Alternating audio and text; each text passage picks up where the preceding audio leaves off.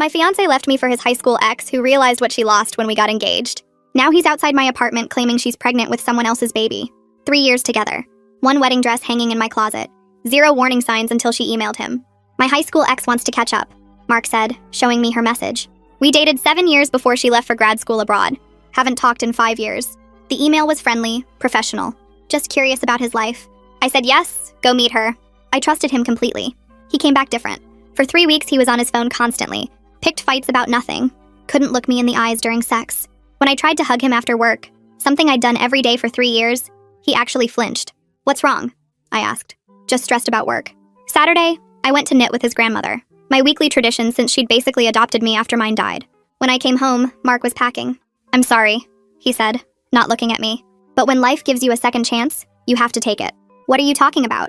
Seeing Yana again, I realized what I lost. What we had was real. What you and I have is comfortable, but it's not the same.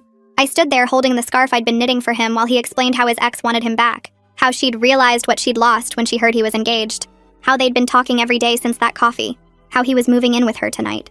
You're leaving me for someone you've known 3 weeks after 3 years together? I've known her since I was 15.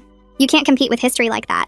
He left me crying in our apartment, said he'd keep paying his half of the rent until the lease was up. His friend waited outside with a truck, couldn't even look at me as they loaded boxes. I spent 2 weeks in hell. Couldn't eat, couldn't sleep in our bed. His grandmother called me daily, calling him a fool, saying he'd regret it.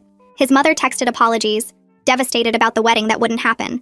Even his sister reached out, said Jana had always been manipulative, that she'd probably leave him again once the thrill wore off. Then yesterday, 3 weeks after he left, Mark called. I made a mistake, he said, voice breaking. The biggest mistake of my life. Are you drunk?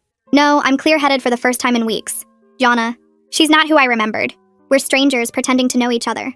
She keeps talking about her life abroad, the men she dated, how provincial our town feels now. She made fun of my job, called it cute, that I'm still doing the same thing. She threw out all my stuff because it didn't match her aesthetic. And I miss you. I miss us. I miss coming home to someone who actually knows me, not some idealized memory from high school. You left me for a memory. I know. God, I know. Can we talk? In person? No. Please. I'll explain everything.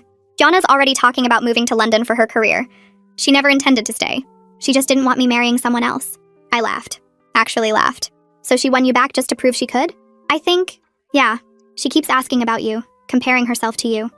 It was never about wanting me. It was about beating you. And you fell for it. I'm in love with you. I've always been in love with you. I just got confused. You weren't confused when you packed your things. You weren't confused when you said she was your second chance. I'm outside. My blood went cold. What?